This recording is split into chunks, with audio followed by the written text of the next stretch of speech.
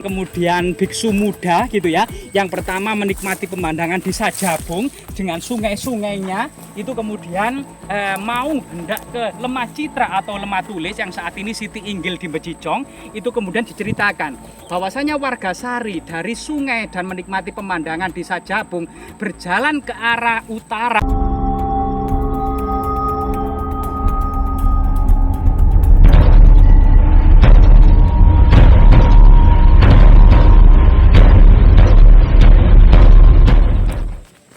Di belakang kita ternyata pernah ya pada tahun-tahun sebelumnya sebuah menggemparkan di dunia jagat media sosial ditemukan tembok benteng istana kerajaan Majapahit. Sampai saat ini memang usaha pemerintah dalam membebaskan lahan istana yang sangat besar ini ya, yang diduga sekitar 3 hektar atau 300 kali 100 meter persegi. 6 ya. hektar. Iya ya, kemudian dalam perkembangannya diduga kemudian 6 hektar. Sampai saat ini lahan yang dibebaskan oleh pemerintah itu sekitar 2,5 hektar ya, masih proses pembebasan dan terus berusaha untuk kemudian diekskavasi. Dan kali ini coba kita melihat dan kembali lagi bagaimana kemudian tembok ini yang sangat kokoh di kedalaman tanah gitu ya. Jadi ini adalah sisa-sisa peradaban pada masa lalu ya.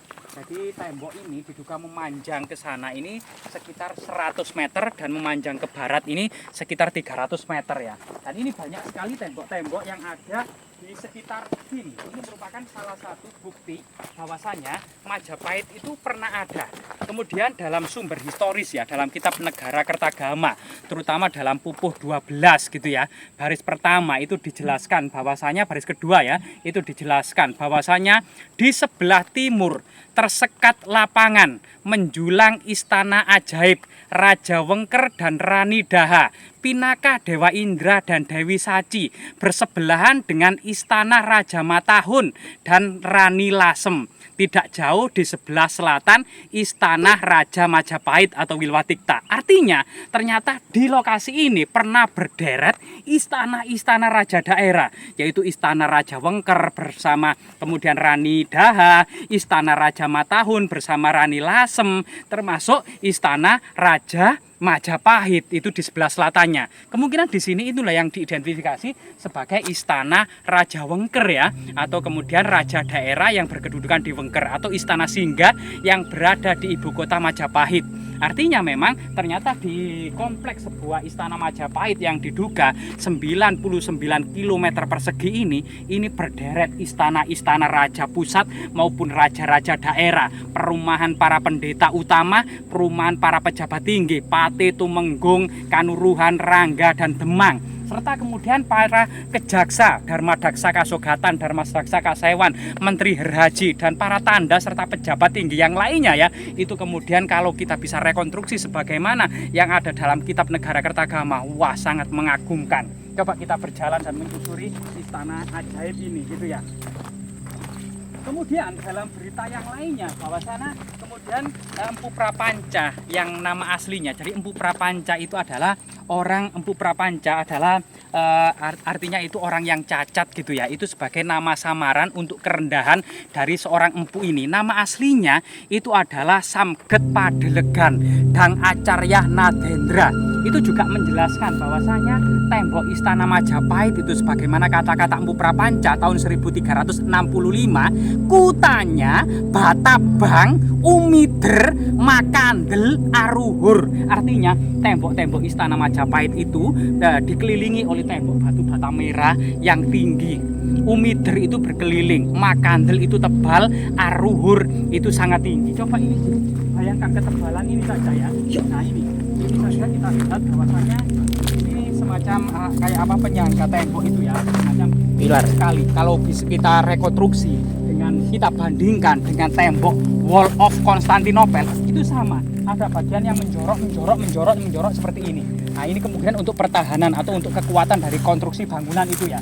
Sehingga kemudian apakah kemudian istana Majapahit itu meniru dengan Wall of Constantinople, atau mungkin orang-orang dan para pejabat tinggi serta para pedagang Majapahit itu pernah berdagang di Konstantinopel gitu ya. Karena memang masa-masa berdirinya kerajaan Majapahit 1293 itu juga masa-masa ekspansi Turki Utsmani ya, masa-masa berkembangnya Turki Utsmani, sehingga Majapahit itu berkembang bersamaan dengan kondisi Turki Utsmani. Tembok-temboknya mirip tembok Konstantinopel. dan juga masa penaklukan Konstantinopel itu juga masa-masa pertengahan dan masa-masa akhir Majapahit ya. Nah ini sesuatu yang sangat membanggakan. Bahkan dalam berita Tiongkok misalnya Ma Huan dalam catatannya Yin Ye Selang tahun 1430 juga menulis bahwasanya istana Majapahit itu dikelilingi oleh tembok yang terbuat dari batu bata merah setinggi 3 cang ya, setinggi 3 cang.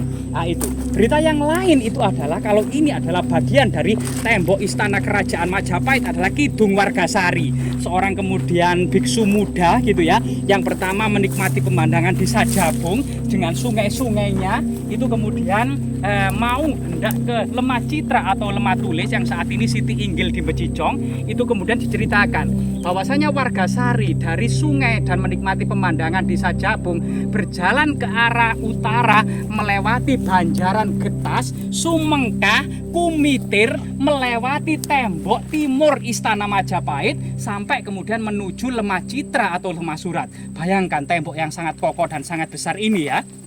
Nah, berita-berita yang banyak juga, kemudian begitu juga kemudian berita yang lain, penyerangan dari Sultan Agung tahun 1625. Jadi ini sudah 1625 ini merupakan sudah beralih ya, Majapahit sudah tidak ada lagi. Nah ini kita juga menemukan artefak ini. Artefak apa itu yang kita temukan ya? Kelihatannya batu gandek ya, atau peluru-peluru kerajaan Majapahit. Sehingga kemudian pertahanan tembok yang tebal berlapis-lapis seperti ini gitu ya. Ada berlapis-lapis, terlihat ini berlapis 5 sampai berlapis 4. Diduga ini memang sebuah teknologi untuk dipersiapkan agar tembok ini sangat kuat dari hantaman meriam-meriam. Karena pada masa Majapahit sebenarnya sudah ditemukan meriam. Ada meriam-meriam yang sangat besar maupun sangat kecil.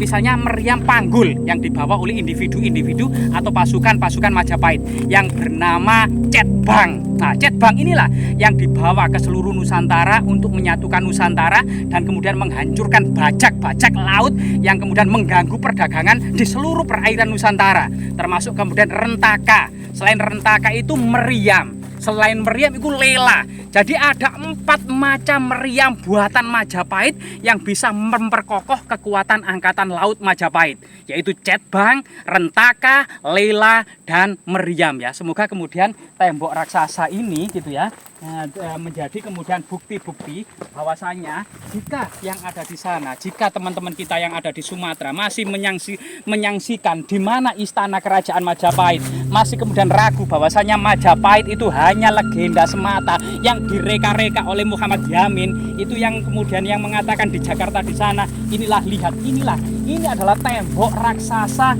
yang terpendam sedalam, lihat tanah-tanah di sekitarnya situ, sekitar 3 sampai 4 meter di pedalaman tanah ya, yang ditemukan oleh para perajin batu bata ketika menggali tanah. Dan ini tembok yang masih panjang, dan ini satu gedung atau satu istana yang tembok ini adalah satu gedung dengan luas sekitar 3 hektar, dengan luas sekitar 100 kali 300 meter persegi, dengan gerbang yang sangat besar berada di barat. Ini adalah tembok bagian timur. Ini adalah sebuah bukti kejayaan masa lalu, sebagai tanda dan inspirasi bahwasanya kemudian leluhur kita itu memiliki peradaban besar yang tidak kalah dengan peradaban Tiongkok, tidak kalah dengan peradaban Romawi. Mari kita pegang bersama-sama. Inilah buktinya, lebih luas dan lebih besar dari istana-istana yang ada di Korea, dari istana-istana yang ada di Jepang. Namun kita akui bersama bahwasanya istana-istana yang ada di Asia Tenggara, yang ada di Asia Timur sebagaimana Tiongkok, Korea, Jepang, dan Thailand kebanyakan memang terbuat dari kayu. Sehingga kemudian ketika kerajaan itu runtuh, kemudian kayu itu kemudian musnah, lapuk dimakan usia, tinggal bagian pondasi, tinggal bagian tembok, dan tinggal bagian benteng-benteng yang tersisa. Semoga bermanfaat dan terus menjadi inspirasi bagi kejayaan Indonesia modern.